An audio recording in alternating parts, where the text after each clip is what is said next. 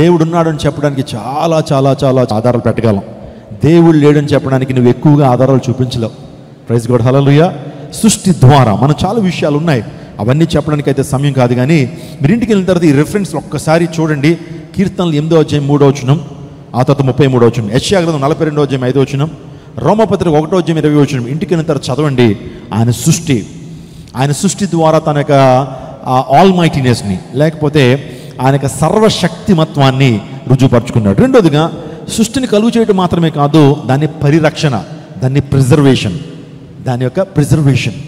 దాన్ని నడుపుతున్న విధానం, దాన్ని ఆర్గనైజ్ చేస్తున్న విధానం గురించి ఆలోచన చేస్తున్నప్పుడు కూడా దేవుని యొక్క సర్వశక్తిమత్వాన్ని మనం చూడొచ్చు.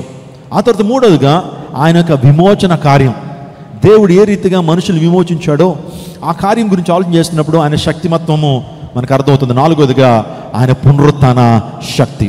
ఈ నాలుగిటి ద్వారా దేవుడు తన యొక్క సర్వశక్తిమత్వాన్ని, ఆయన సర్వోన్నతుడు అనేటువంటి విషయం మనకు అర్థమవుతుంది. ఎన్ని విషయాలు చెప్పాను మీకు? ఏల్ ఎల్యోన్ అనే మాట, దేవుడు సర్వోన్నతుడు. ఈ రోజున సర్వోన్నతుడైనటువంటి దేవుడు మన జీవితాల్లో ఎవరికి ఆయన తోడుగా ఉంటాడు, ఎవరి జీవితాల్లో ఆయన కార్యం జరిగిస్తాడు, ఎవరి పక్షాన సర్వోన్నతమైన దేవుడు కార్యం జరిగిస్తాడు అనేటువంటి విషయాలు మన దేవుని లేఖలోంచి మనం ధ్యానం చేద్దాం.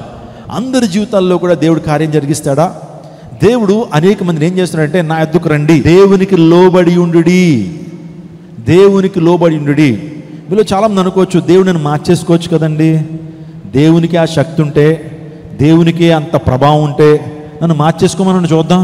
నీ భార్యతోనో నీ భర్తతోనో, మీ దేవుడు గొప్పవాడైతే నన్ను మార్చేసుకోమనండి, మీ దేవుడు గొప్పవాడైతే నన్ను మందిరానికి తీసుకురమని చెప్పండి, మీ దేవుడు గొప్పవాడైతే నేను మార్చేసుకోమని నేను మాట్లాడుతుంటాం. ఇది ఒక మాట. దేవుడు బలవంతం చేసేవాడు కాదండి. బలవంత మత మార్పులు అంటారు, ఎక్కడ జరగవండి అవి. బలవంతంతో ఏమి చేయం మనం.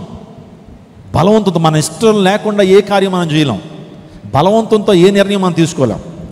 దేవుడు కూడా బలవంతం చేయడు. యెహోవా ఉత్తముడని రుచి చూచి తెలుసుకొనుడి. దేవుడు కూడా అన్నాడు, నా సువార్తను మీరు సర్వప్రపంచం వెళ్ళి సువార్త ప్రకటించండి. ఎవరైనా వింటలేదా, మీ పాదులు విడిచిపెట్టి వచ్చేయండి, అంతే, ఇంకేం మాట్లాడొద్దు. ప్రకటించాల్సిన బాధ్యత మీది. అంతేగాని వాళ్ళు వింటారా వినలేదా, వారు రక్షించబడతారా రక్షించబడలేదా అనేది మీకు అనవసరం. ఒకవేళ వాళ్ళు వినలేదా, మీ పాదధూళి ఆ ప్రాంతంలో విడిచిపెట్టి వచ్చేయండి అన్నాడు. మన duty, our duty is to preach, our duty is to proclaim the God's love, our duty is to proclaim God's goodness. ఆయన మంచితనాన్ని, ఆయన ప్రేమను ప్రకటించడమే మన యొక్క బాధ్యత తప్పించి వాళ్ళు రక్షించబడ్డారా, వాళ్ళు ప్రభు దగ్గరకు వచ్చారా అటువంటిది అది వేరే విషయం. మీ పాదధూళి విడిచిపెట్టి వచ్చేయమన్నాడు, మీరు ప్రకటించాల్సిన బాధ్యత. అందుకు బట్టే క్రైస్ట్ టెంపుల్ అనే జీవంగల దేవుని సంఘం. ఎందుకు జీవంగల సంఘం అంటున్నానంటే, జీవంగల సంఘానికి ఎటువంటి అయితే లక్షణాలు ఉండాలో ఆ లక్షణాలను కూడా క్రైస్ట్ టెంపుల్కి ఉన్నాయి. స్తోత్రం చెప్పండి, no doubt at all. So ఏదో అనాలోచితంగా, ఏదో పేరు ప్రఖ్యాతుల కొరకు, ధనార్జన కొరకు ఈ పరిచర్య జరగట్లేదు. ఒక ప్రత్యేక ఉద్దేశంతోనే దేవుడు తన సేవకుడిని ప్రాంతాన్ని నడిపించాడు, సేవకురాలని ప్రాంతాన్ని నడిపించి వేలాది మంది కుటుంబాలకు దీవెనకరంగా చేయాలని, విజయవాడలో గొప్ప రివైవల్ ప్రభు తీసుకురావాలని ఈ యొక్క సంఘానికి దేవునికి ఒక ప్రత్యేకమైన ప్రణాళిక ఉన్నది. నా ప్రియదర్శనాగమా, దేవాది దేవుడు ఆయన సర్వోన్నతమైనటువంటి దేవుడు అని చెప్పడానికి మనం 4 విషయాలు మీతో మాట్లాడటం జరిగింది. ఎవరికి దేవుడు సర్వోన్నతుడిగా ఉండి ఆయన కార్యం జరిగిస్తారంటే, ఆయన్ని ఆదుకునే వారికి, ఎవరైతే దేవుణ్ణి ఆనుకునేటువంటి వారికి, దేవుణ్ణి ఆదుకునే వారికి దేవుడు ఎల్యోనుగా ఉంటాడు. ఆదికాండం 14వ అధ్యాయం 1 నుంచి 23 వచనాలు మనం చదివితే, ఇక్కడ చదువుదాం. ఆదికాండం 14వ అధ్యాయం 1 నుంచి కొన్ని మాటలు మనం చదువుదాం. అబ్రాహాము 99 ఏండ్ల వాడైనప్పుడు యెహోవా అతనికి ప్రత్యక్షమై, నేను సర్వశక్తిగల దేవుడను, నా సన్నిధిలో నడుచుచు నిందారహితుడవై ఉండుము, నాకును నీకును మధ్యన నా నిబంధనను నియమించి నిన్ను అత్యధికముగా అభివృద్ధి పొందించదనని అతనితో చెప్పాను. దేవునికి స్తోత్రం కలుగును గాక. ఇక్కడ నేను సర్వశక్తిమంతుడని దేవుడు మాట్లాడుతూ ఉన్నాడు.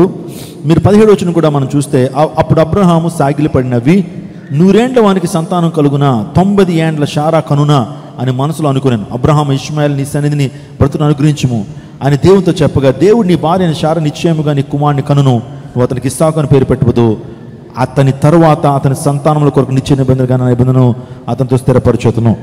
ప్రభువైనటువంటి దేవుడు ఆయన క్రిస్టోఫెనాగా అబ్రహాం దగ్గరికి వచ్చినప్పుడు 3 ప్రభు వచ్చారు. వచ్చిన తర్వాత అబ్రహాము యొక్క ఆతిథ్యాన్ని స్వీకరించాడు.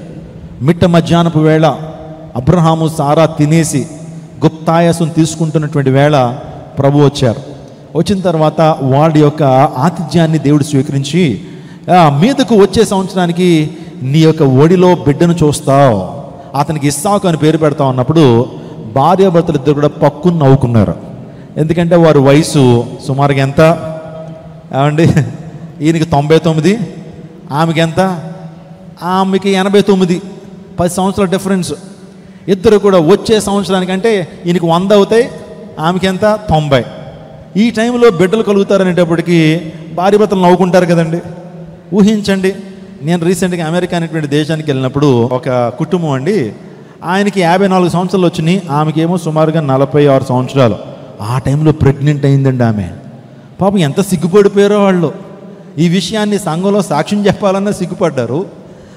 అనేక మందికి ఆ విషయం చెప్పడానికి చాలా సిగ్గుపడ్డారు వాళ్ళు. ఏంటి ఈ టైంలో మరలా మీకు బిడ్డలా అటువంటి ఆ సిగ్గు, ఆ వర్గం చెప్పాలంటే ఒకలాంటి బిడియం వారిలోకి వచ్చింది. దేవుడు కూడా అబ్రహాంతో మాట్లాడుతున్నాడు, ఏంటి 99 సంవత్సరాల వాడికి బిడ్డ, 80 సంవత్సరాలు వయసు కలిగిన నా భార్య మరలా గర్భవతి అవుతుందా అని నవ్వుకుంటే ప్రభు అంటున్నాడు, ఎందుకు నవ్వుతున్నావయ్యా? దేవునికి అసాధ్యమేది ఏదైనా ఉంటుంది అనుకున్నావా? దేవునికి అసాధ్యమేది ఏదైనా ఉన్నదనుకుంటున్నావా? సో నువ్వు నవ్వావు కదా, ఆ నవ్వు నేను నిజం చేస్తాను. ఏంటి ఆ నవ్వు నేనేం చేస్తాను? నిజం చేస్తాను. దేవుడు నిజం చేశాడా చేయలేదా? దేవుడు నిజం చేశాడా చేయలేదా? దేవుడు నిజం చేశాడు. అందరు బట్టి కుమారుడు పుట్టగానే ఏమని పేరు పెట్టేశారు? నవ్వు అని పేరు పెట్టేశారు. ఎందుకంటే ఈ కుమారుడు మాకు నవ్వునిచ్చాడు, ఈ నవ్వుని నిజం చేశాడని. ఇస్సాకు అనే మాటకు అర్థం ఏంటి? నవ్వుట అని అర్థం. దేవుడు సర్వోన్నతమైనటువంటి దేవుడు, ఆయనకు అసాధ్యమైంది ఏది ఉండదు. ఆయనకు అసాధ్యమైంది ఏది ఉండదండి. There is nothing impossible with God. ఆయన అనుకుంటే సమస్తాన్ని జరిగించగలడు. ఆయన అనుకున్నాడు కాబట్టి ఏమండి కన్య గర్భాన ఆయన జన్మించాడు. ఆయన అనుకున్నాడు కాబట్టి ఆయన లాజరును ఏం చేశాడు? సమాధి నుంచి లేపాడు. ఆయన సర్వోన్నతుడు కాబట్టే నాయిను గ్రామంలో విధవరాలు కుమారుని లేపాడు. ఆయన సర్వోన్నతుడు కాబట్టే సృష్టిని శాసించగలిగాడు, సముద్రాన్ని నిమ్మలపరిచాడు. ఆయన సర్వోన్నతుడు కాబట్టే గుడ్డి భిక్షకుడైనటువంటి భర్తమ యొక్క కన్నులు తెరిచాడు. ఆయన సర్వోన్నతుడు కాబట్టే నిజంగా చెప్పాలంటే ఆయన మరణాన్ని తిరిగి జయించాడు, మరలా ఈ లోకాన్ని తిరిగి రాబోతాడు. ఆయన సర్వోన్నతుడు. ఎవరి జీవితాల్లో ఆయన కార్యం జరిగిస్తాడంటే ఆయన ఎవరైతే ఆనుకుంటారో, ఎవరైతే ఆయన్ని ఆశ్రయిస్తారో దేవుడు వారి జీవితంలో కార్యం జరిగిస్తాడు. హెబ్రీయులకు రాసిన పత్రిక 7వ అధ్యాయం 1-3 వచనాలు చదువుదాం. రాజులను సంహారము చేసి తిరిగి వచ్చుచున్న అబ్రహామును ఎవరు కలుసుకుని అతన్ని ఆశీర్వదించును, ఎవరికి అబ్రహాము అన్నిట్లో 10వ వంతు ఇచ్చెనో ఆ షాలేము రాజును మహోన్నతుడుగు దేవుని యాజకుడైన మెల్కీసెదెకు నిరంతరము యాజకుడుగా ఉన్నాడు. అతని పేరుకు మొదట నీతికి రాజనియు సమాధానానికి రాజనియు అర్థమిచ్చినట్టే షాలేము రాజని అర్థం. అతను తండ్రి లేనివాడును, తల్లి లేనివాడును, వంశావళి లేనివాడును, జీవిత కాలమునకు ఆది అయినను జీవమునకు అంతమునైనను లేనివాడినై ఉండి దేవుని కుమారుని పోలి ఉన్నాడు.